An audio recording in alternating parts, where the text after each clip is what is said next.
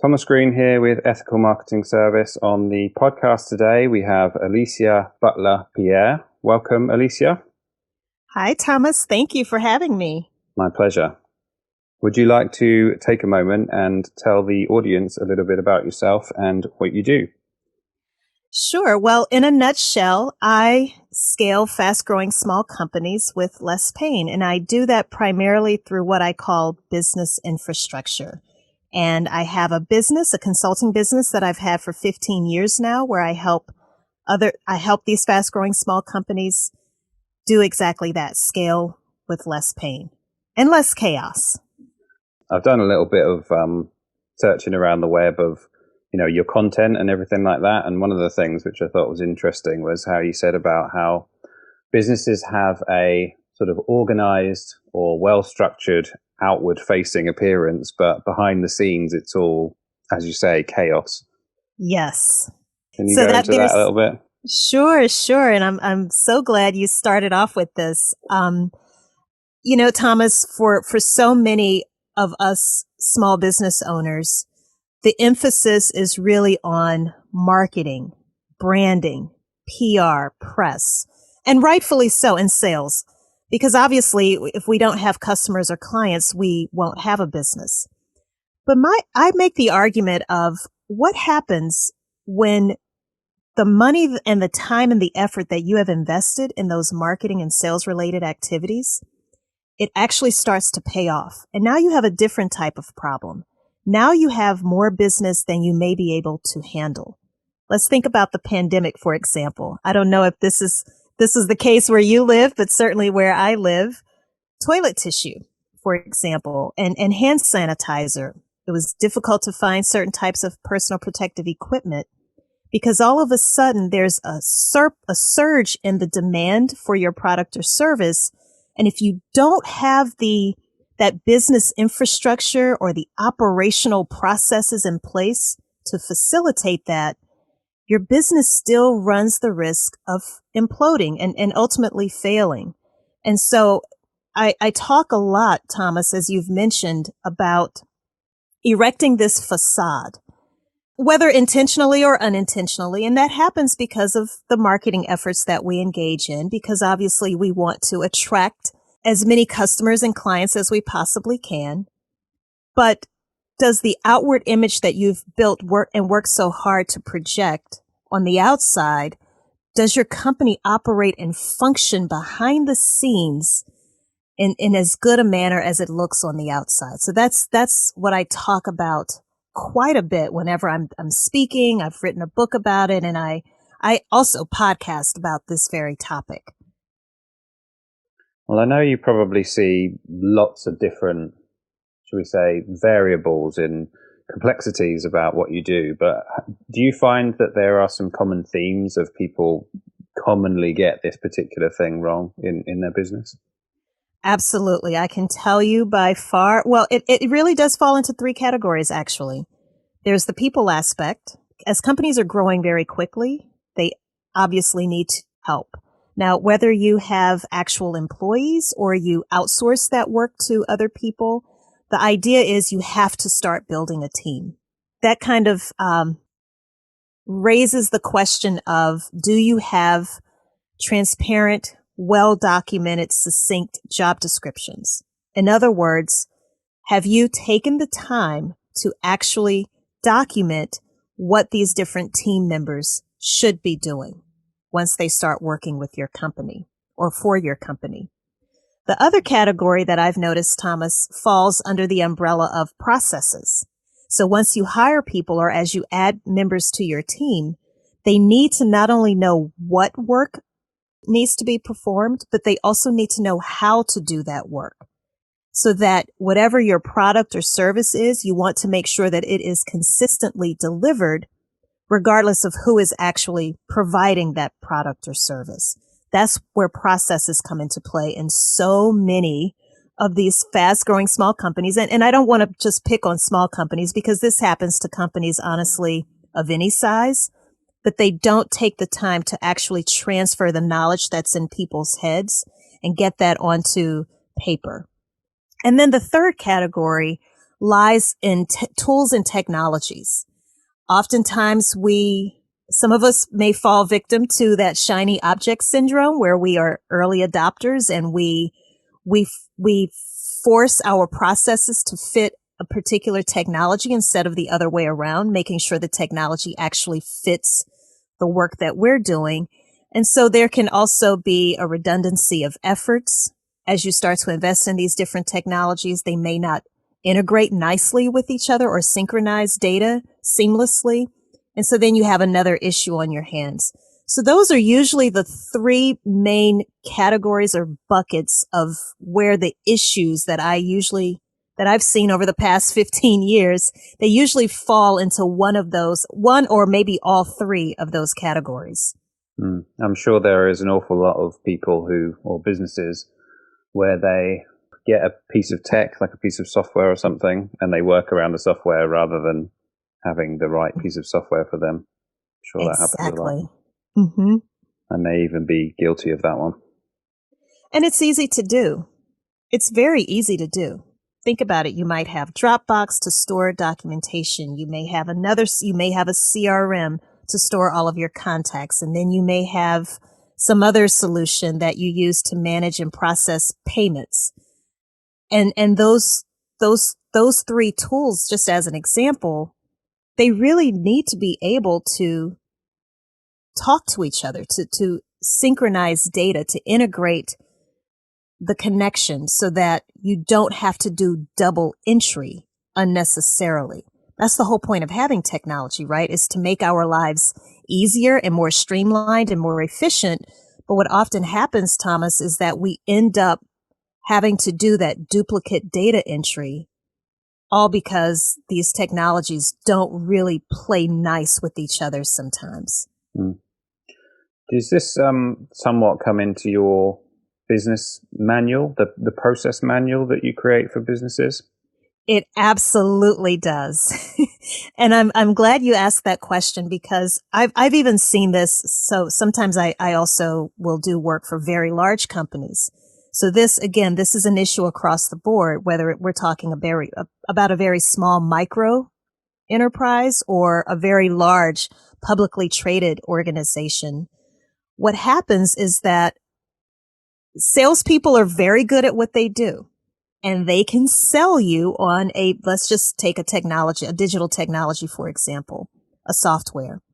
And they may say, Thomas, this is going to make your life so much easier. It's going to shave 50% of your time that you're spending on doing a particular function in your company. Oh, everything is going to be so much better once you invest and purchase this technology, and you're sold and you invest in this.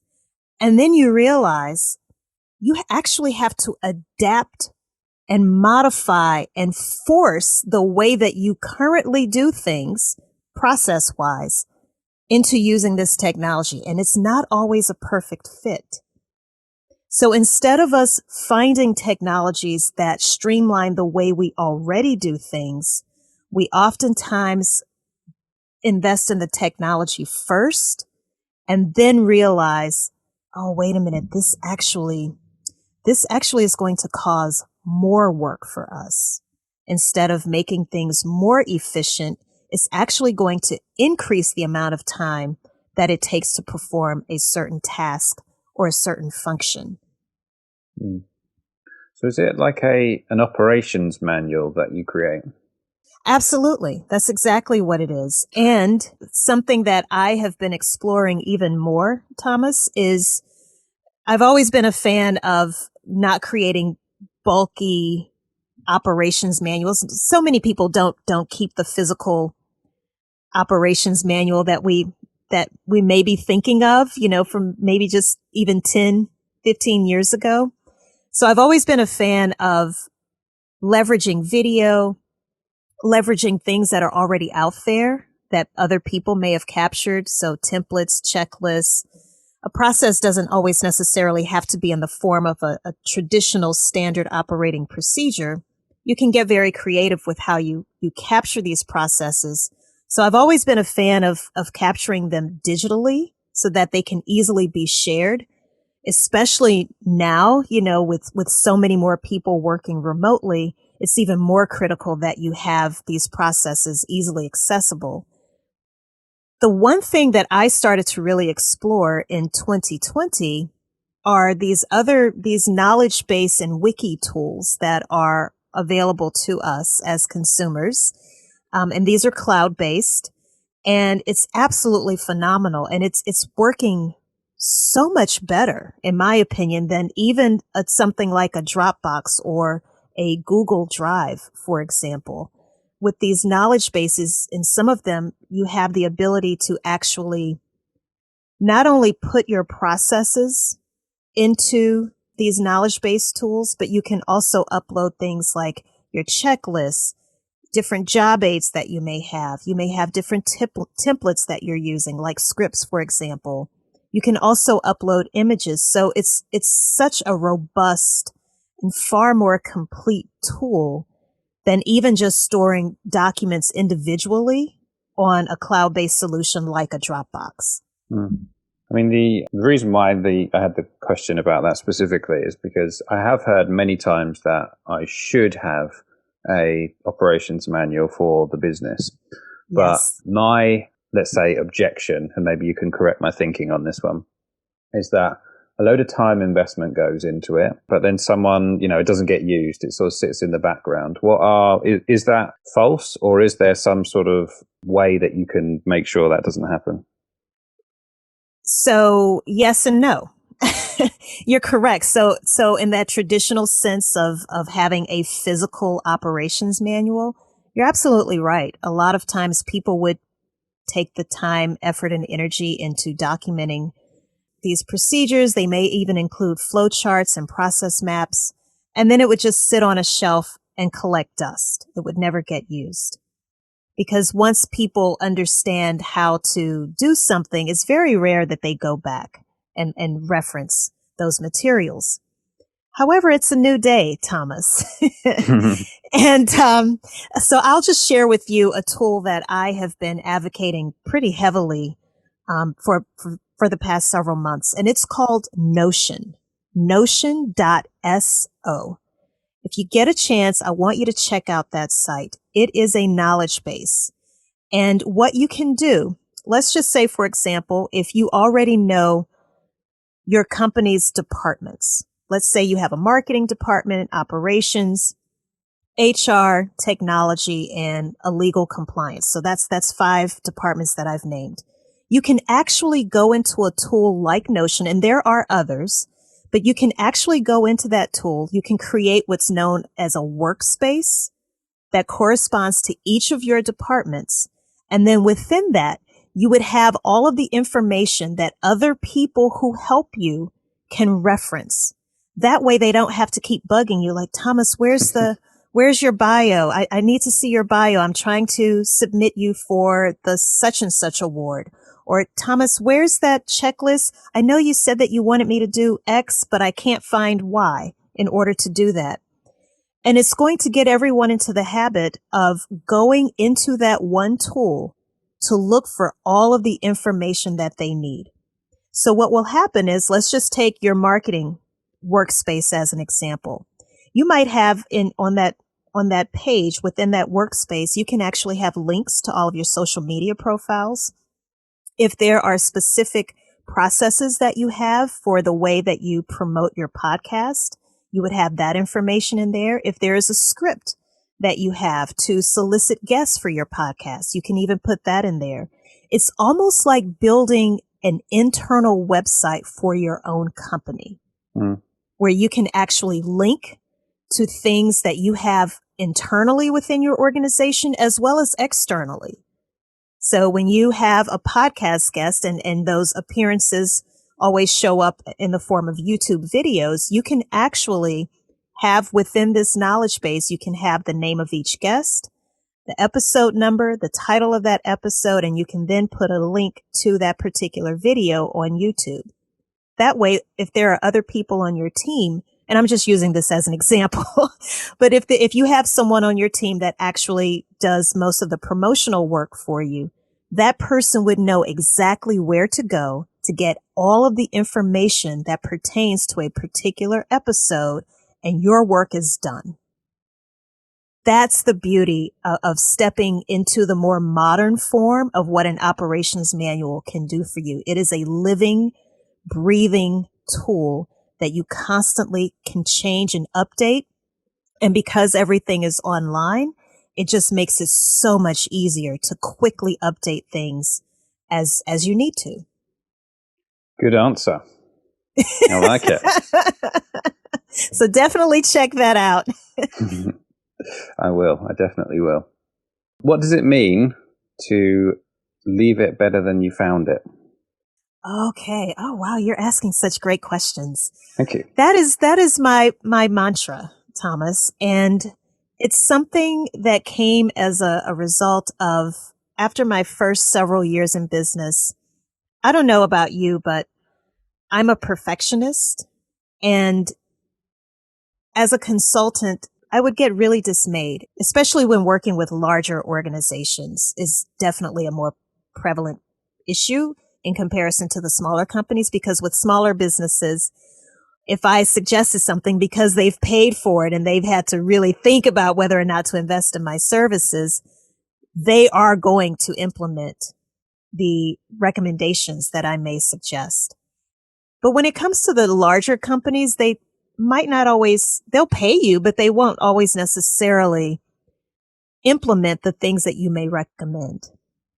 And I had to learn to come to peace with that, because a lot of times I would get so worked up over it, and I would internalize it and say, well, I wonder why they didn't, yes, they paid me, but I want this, I want them to do this. I can't believe they won't do this. But a lot of times I don't have an appreciation for the politics that might be going on in the background.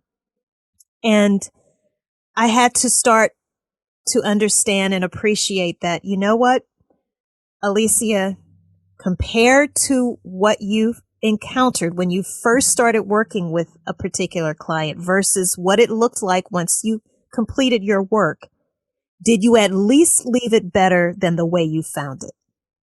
And that is how I measure success with each client. Is that something that you learned externally to the business and applied to it? Or is that something that you kind of came up with whilst you were doing your work? Because that's a principle you could use, right, across the board. Absolutely. It's definitely internally across the board. Something that I had to, because I would get so, I would really take it to heart, Thomas, if you've paid me money and I'm suggesting something to you and we're working together and in the end, you just don't do it, or you might not do everything that I suggested, I would get really upset about it, because I'm like, oh my gosh, we were doing so well. And okay, if you just only did these other couple of things that I suggested, oh my gosh, look at what this would do for you. But I had to just, and it's part of me being a perfectionist. I had to understand that you did the best that you could. You did everything that you could, and you left it better, or you left that person at least in a better situation than when you originally started working with a particular person. So it definitely was something internal and not something that someone else had to necessarily teach me from the outside. Definitely a good philosophy to have anyway. Thank you. Coming back to the process topic that we covered, do you do any process mapping? Yes, I do an extensive amount of that's actually my specialty, process mapping. Mm-hmm. Well, I have a very surface level knowledge of it. So if you wouldn't mind maybe summarizing it and then perhaps going into it a little bit more for me. Sure. So for your listeners, if you aren't familiar with the term process mapping, you may be accustomed to hearing of it as a flow chart or flow charting or developing a workflow. I know that's another popular term now. A process, let's first think about what a process actually is. A process is nothing more than the sequence of steps that are necessary to produce a desired result. One way to think about it first, before you actually start to draw out a process map or a flow chart or a workflow diagram, I always suggest that you think of the procedure first. And what I mean by that is, let's say if we were making lemonade. I always like to use lemonade as an example. So you have your ingredients. There are the steps to producing, to making that lemonade. And then there's certain equipment that you have to have in place. All three of those elements are necessary if you want to make sure that every single time a batch of lemonade is made, that it will always have the same consistency and that it will always taste the same. Now, how do you do that? You have to be very specific with how you write out that procedure. Well, when we're talking about food-related things, food and beverage-related things, we think of that as a recipe, right? So think about it that way. Your process is nothing more than your recipes for success in your business, for how you do the things that you do in your own company. So once you write out those steps, which would include the use of the special tools and equipment that's needed. So step 1, you do this. Step 2, you do this. Step 3, step 4, so forth and so on. Then you're in a better position to actually start to map that out. What that means is that I always sketch it out by hand first before I use any type of software, just so that I can understand and get all of my thoughts out on paper first. Different people have different ways of doing it, but this is just my preferred way. So I usually grab a sheet of paper, and if you could just imagine for every single step that you've written out as your recipe or as your procedure, I want you to I want you to write out every single one of those steps, and you're going to draw a box around each step. Now, normally most people, they would just have arrows connecting one box to the next to show the sequence. Okay, you start with this box, then as you follow the arrow, you go to the next step, so forth and so on. But I want you to think of conditional statements. What are conditional statements? That is when you ask yourself, you're basically playing devil's advocate. And what I mean by that is I want you to start poking holes in your process. I want you to start to ask yourself, where can things go wrong? Or is there some type of decision that can be made at any one of these steps in this overall procedure or recipe? For example, one of the steps could be add X grams of sugar, for example. And you may pose the question, well, or it could be a certain type of sugar. Let's say brown sugar, for example. And you may say, well, what if I don't have that amount of brown sugar? What do I do then? Does the process just stop? Or is there a workaround? So whenever you ask a question like that, and there are different paths that you can then take depending on the answer to that question or that decision point, you always want to draw a diamond around it. For example, let me think of something else just really quickly. So you may ask, once the lemonade, let's say the final step in your process is to do a taste test. Does it taste and does it have the consistency? Does it meet the specifications? Now that this batch of lemonade has been made, does it meet the specifications? That question would be on the inside of a diamond on your process map.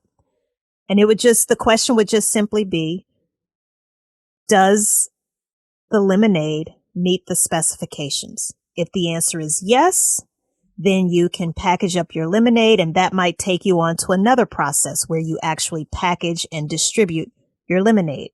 But if the answer is no, that can lead you down another series of steps. So it would be your job to figure out, well, what went wrong in the process of me producing this particular batch of lemonade that caused it to not meet the specification.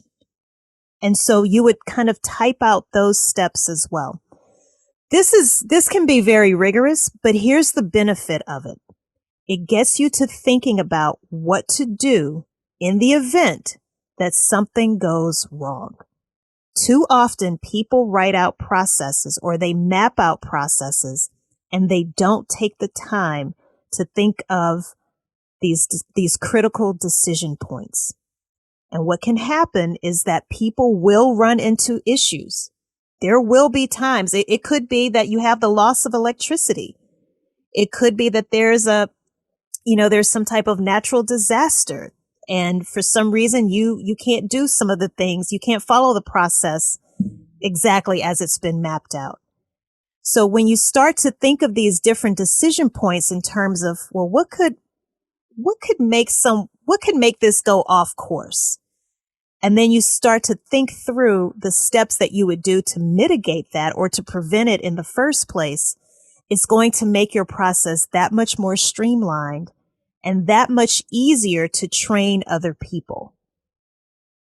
I know that was a long response, Thomas. I apologize, but I hope the listeners are able to kind of visualize and understand the importance of process mapping. If I was quiet, it's because I was literally visualizing what you were saying as you were saying it. But I was going to say, you touched on it slightly. I was going to say, what's the outcome of a process map? What are you looking to get out of it? But you did say to prevent certain disadvantages. But I would imagine there's some efficiency benefits and maybe some clarity as well. Yes. And so one of the biggest things that you want to always look at, one of the metrics, is what we call cycle time. So how long should it take to perform that particular process? In the case of us making the lemonade, the cycle time, the average cycle time might be, let's say, 15 minutes. So as you as the business owner, and you have this entire team of people now who are making lemonade for you so that you can be a true business owner and manage everything at a very high level and not necessarily get caught up into the day-to-day details. So your job as the owner is to now look at the performance metrics of every single person who is making lemonade for your company. If some of them are over 15 minutes, you now have a metric. That 15 minutes is your metric. That cycle time is your metric, your key performance indicator, to be able to pull that person off to the side and ask them, okay, well, what went wrong? Is it the process that needs to be fixed? Or is it that you did not follow the process? And here's the key, Thomas. Too often, we're quick to terminate employees or terminate a relationship with someone who's doing work for our companies because we say they aren't doing the work the way that we want it to be done. But you always have to ask yourself, first of all, did you even document it? Secondly, did you train the person on how you want it done? And then third, is it that the process itself is broken and it needs to be improved? Always blame the process before you blame the person. Now, if the process isn't broken and most other people are able to easily meet that 15-minute cycle time that you've kind of etched in stone, but there's some outliers out there and some people are going significantly over the 15-minute mark, then you can have a conversation with those people and ask them, why aren't you can't be following the process, because if you were following the process, you would not have these results. I know that you advocate scaling with less pain. I like that. I like that quote. Would you make a differentiation between scaling and adding processes? Processes are definitely a part of scaling. So scaling, and I did listen to an interview that you did with Jan. I apologize, I don't remember Jan's last name, but I remember she spoke very specifically about scaling, and she's written a book about it. But When you scale a business, you absolutely must have processes in place. Otherwise, there will be total mayhem. Because think about it. Everybody's going to be doing things their own way. And a surefire way to get customers really angry and upset with you is for them to have an inconsistent experience with your product or service. Think about your favorite product, whatever that product may be. And then all of a sudden, as you start making future purchases of that product, it's always slightly different from what you've grown accustomed to. It could be that the taste is slightly off, the color might be slightly off, the look and feel of it is slightly off, and you're annoyed. And it could be that the overall quality has just gone down significantly. That is an indication that there's a lack of internal control within that company. And the reason there's a lack of internal control is because they don't have well-defined, documented processes that have been shared and that people are actually trained on. The only reservation I have is that I feel like I have a load of work to do now. You do have a lot of work. And see, that's the thing. So scaling, I always tell people, it's one thing to grow your company. It's another thing to intentionally scale it, because it requires work. And that's why some business owners do not want to grow past a certain point. But there are a lot of us that do. Mm. And it requires work. It is not, I would never kid you into thinking that, oh yeah, Thomas, you just, yep, in 30 days. Yeah. And you can have all of this done. No, that is not the case. I'm not going to kid you about it. It's a lot of work, but the payoff is significant, because once you've gone through the trouble, Thomas, of actually getting all of that information about your company, as much of it out of your head as you possibly can, and organizing it in such a way that it can easily be shared with other people. Oh my gosh, it's literally going to work like a fine-tuned, well-oiled machine that just keeps going and going. It, right? Yes, yes, yes. And here's something else to think about for your listeners. You didn't build your business overnight, so why do you think you're going to fix it overnight? It's going to take time. So how has your chemical engineering background helped with everything you do now? So as a chemical engineers actually work usually as process engineers or design engineers. And for me, I worked as a process engineer or process engineer.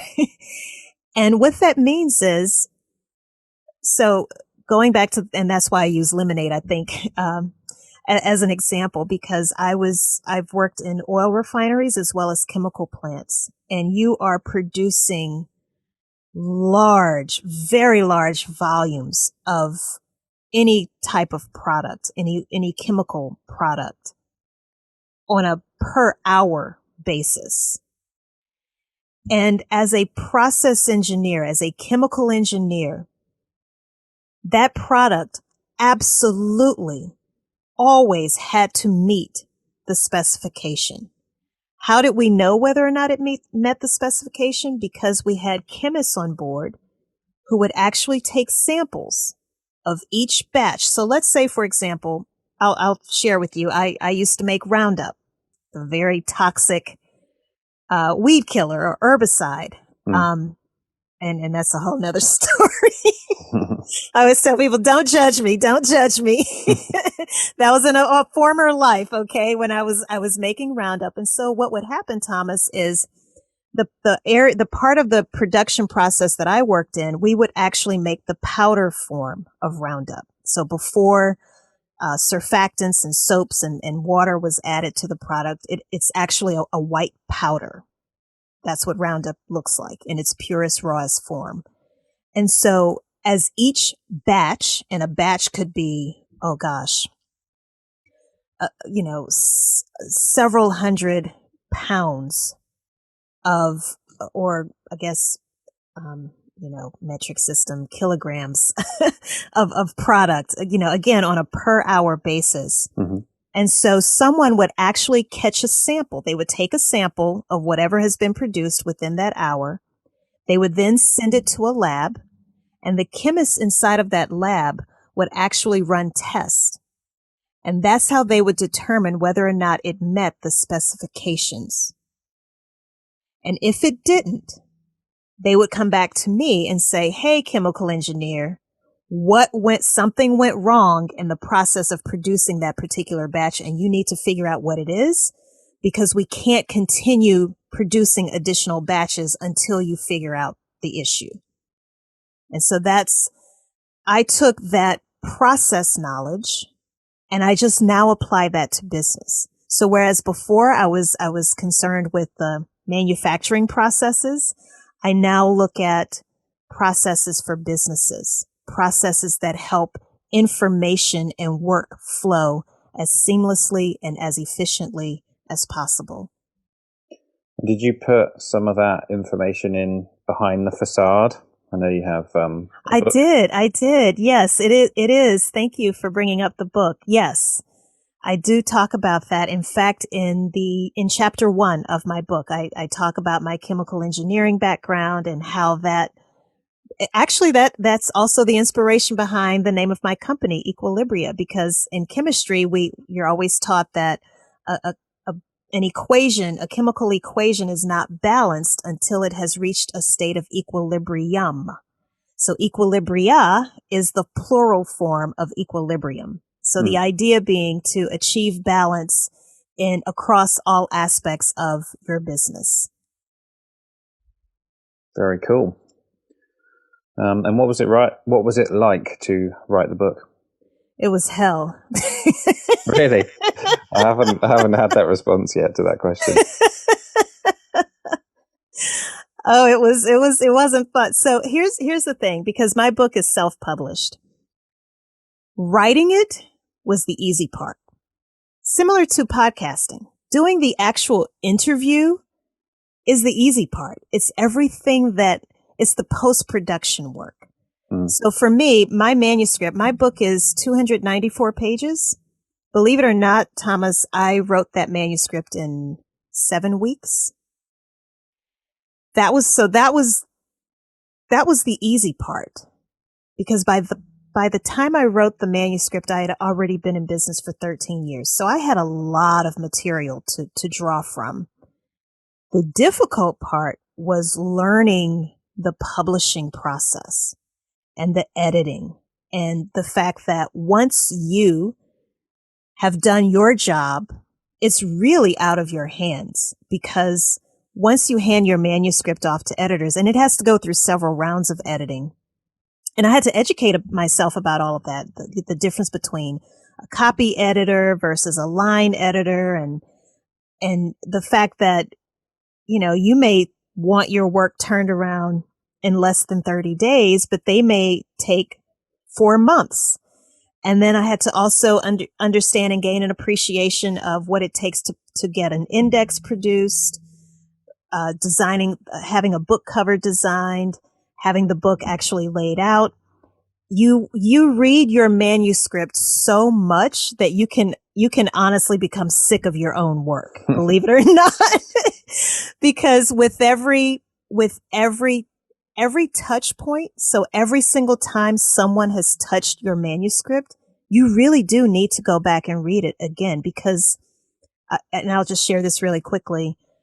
The person who did the layout for my book, the very first time she took my manuscript, and I can't remember the name of the software. I think it was called Adobe InDesign or something like that. I can't remember the exact name. I think that was the name. It was definitely an Adobe product.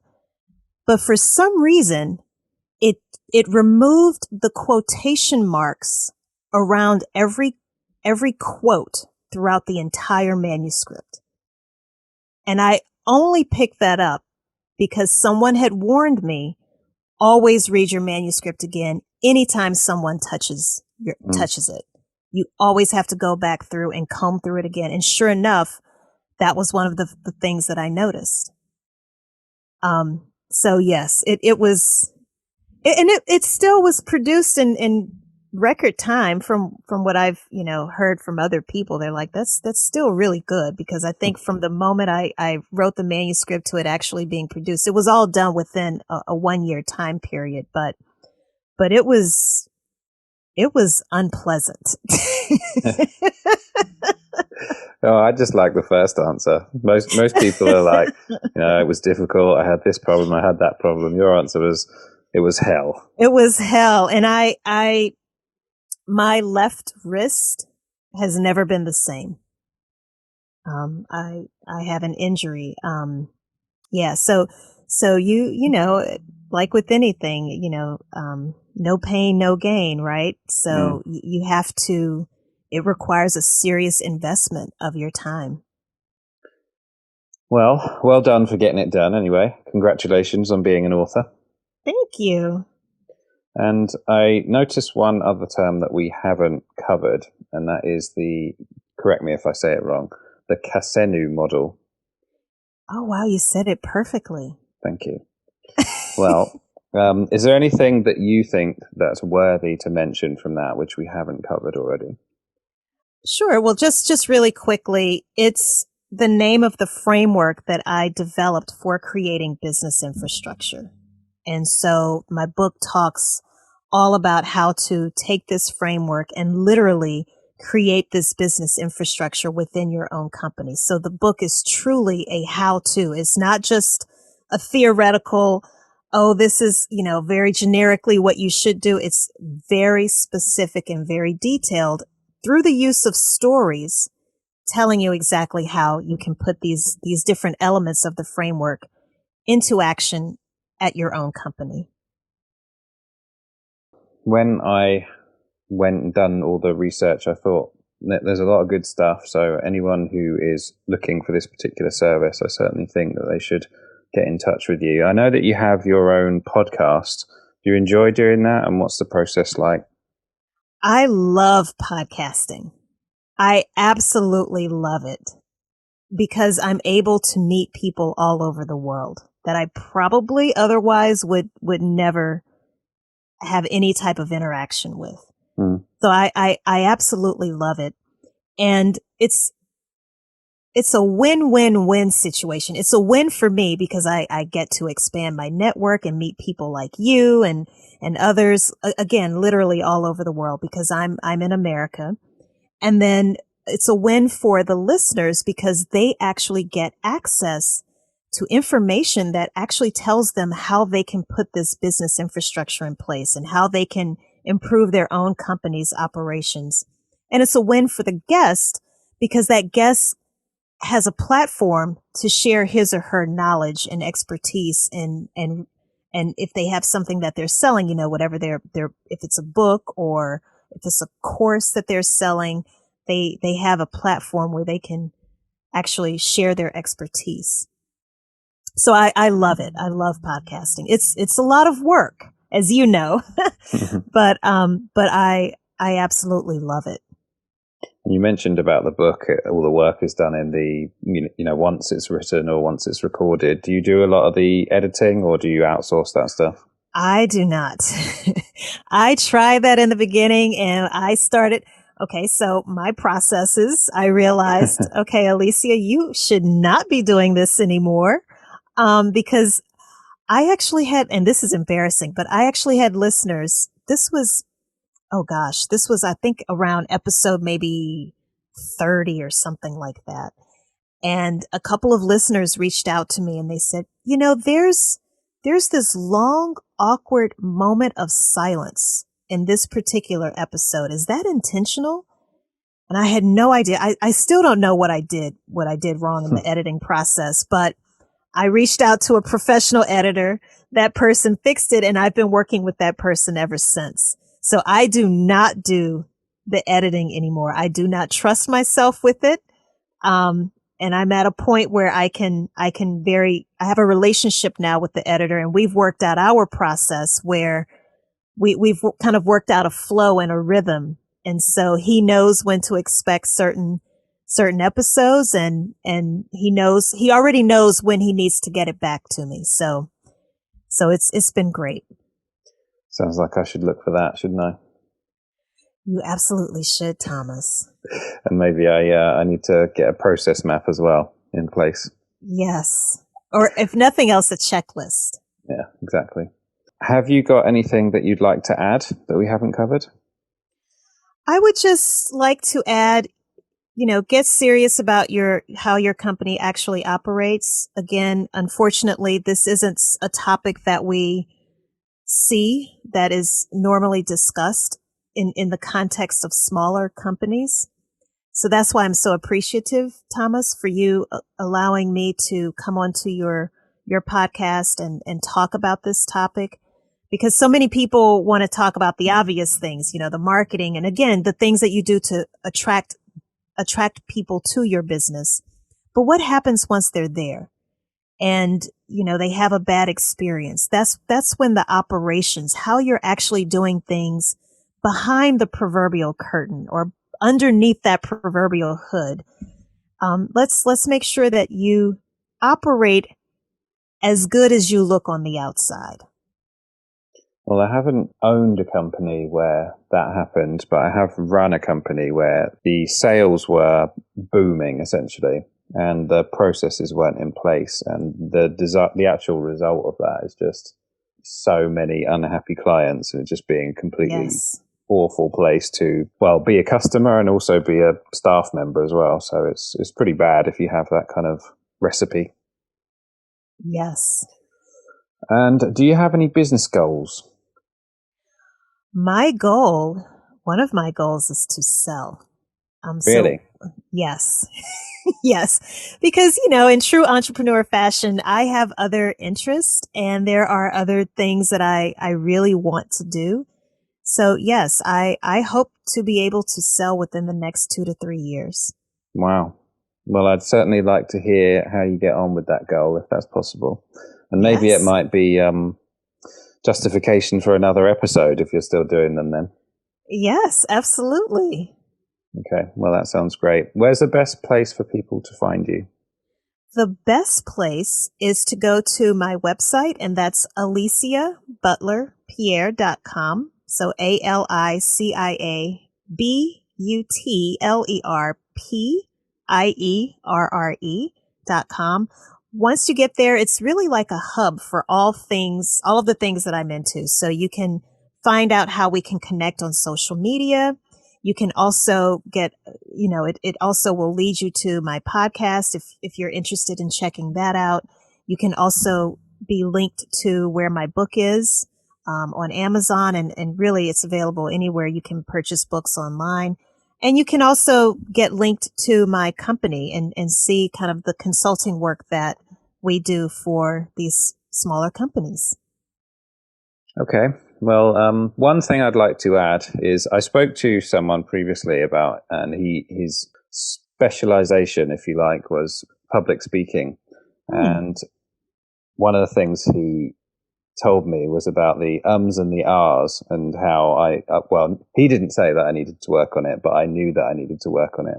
And your speaking is very, very good. So have you worked on that? Toastmasters, my friend. That was actually one of the recommendations. He said one of the first steps you should do is to join Toastmasters. Absolutely. Toastmasters.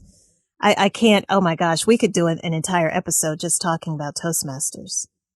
But in a Toastmasters meeting, they literally will count every single time you say, a long pause. If you say something incorrectly, yes. And the pauses are encouraged for effect though, right? Yes. If it's for effect, absolutely. Well, but it's funny because you don't always realize how much you might do that until someone actually counts it and they report on that at the very end of each meeting.